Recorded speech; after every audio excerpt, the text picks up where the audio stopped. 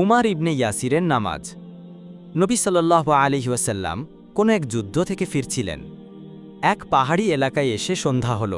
পাহাড়ের এই উপত্যকায় রাত্রি কাটাবেন বলে তিনি মনস্থ করলেন। তিনি পাহাড় থেকে কিঞ্চিত দূরে সমতল উপত্যকায় তাঁবু খাটাতে নির্দেশ দিলেন। রাত্রিবাসের সব ব্যবস্থা সম্পন্ন হলে তিনি সাহাবাদের জিজ্ঞেস করলেন, কাফিলা ও সৈন্যদলের পাহারায় আজ কাদের রাখা যাবে? অমনি একজন মুহাজির ও একজন আনসার উঠে দাঁড়িয়ে বললেন, এ দায়িত্ব আজকের রাতের জন্য আমাদের দিন। মহানবী সাল্লাল্লাহু আলাইহি ওয়াসাল্লাম তৎক্ষণাৎ সন্তুষ্ট চিত্তে তাদের আবেদন মঞ্জুর করলেন। তিনি তাদের নির্দেশ দিলেন, পাহাড়ের ওই এলাকা দিয়ে শত্রু আসবার ভয় আছে, ওইখানে গিয়ে তোমরা দুজন পাহারা দাও। মুহাজিরের নাম ছিল আবদুল্লাহ ইবনে বাশার, আর আনসার ব্যক্তির নাম ছিল উমার ইবনে ইয়াসির। মহানবী সাল্লাল্লাহু আলাইহি ওয়াসাল্লামের নির্দেশ মোতাবিক তারা দুজন পাহাড়ের নির্দিষ্ট জায়গায় চলে গেলেন। অতপর আনসার মুহাজির ব্যক্তিকে বললেন, আমরা দুজন একসঙ্গে না জেগে বরং পালা করে পাহারা দিই। রাতকে দুভাগ করে একাংশে তুমি জাগবে, অপর অংশে জাগব আমি। এতে করে দুজনের একসঙ্গে ঘুমিয়ে পড়ার ভয় থাকবে না।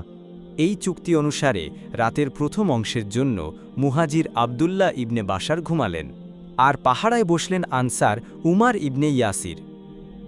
পাশে আবদুল্লাহ ঘুমোচ্ছেন, ইয়াসির বসেছিলেন পাহারায়। শুধু শুধু বসে বসে আর কাহাতক সময় কাটানো যায়। অলসভাবে সময় কাটাতে ভালো লাগছিল না তার, কাজেই অজু করে নামাজে দাঁড়ালেন। এমন সময় পাহাড়ের ওপাশ থেকে আসা শত্রুদের একজনের নজরে পড়ে গেলেন তিনি।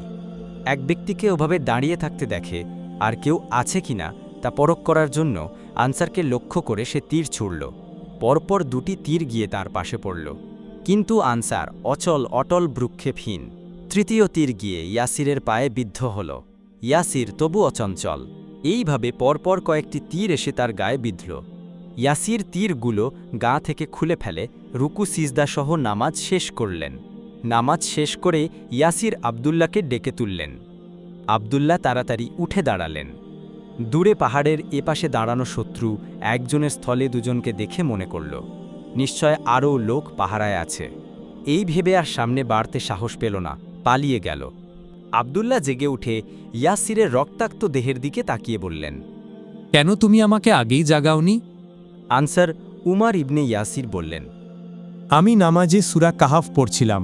সূরাটা শেষ না করে রুকু দিতে মন চাইছিল না, কিন্তু ভাবলাম তীর খেয়ে যদি মরে যাই তাহলে মহানবী সাল্লাল্লাহু আলাইহি ওয়াসাল্লামের দায়িত্ব পালন করা হবে না। তাই তাড়াতাড়ি রুকু সিজদা করে নামাজ শেষ করেছি। এ ভয় যদি না থাকতো তাহলে মরে গেলেও সূরাটি খতম না করে আমি রুকুতে যেতাম না।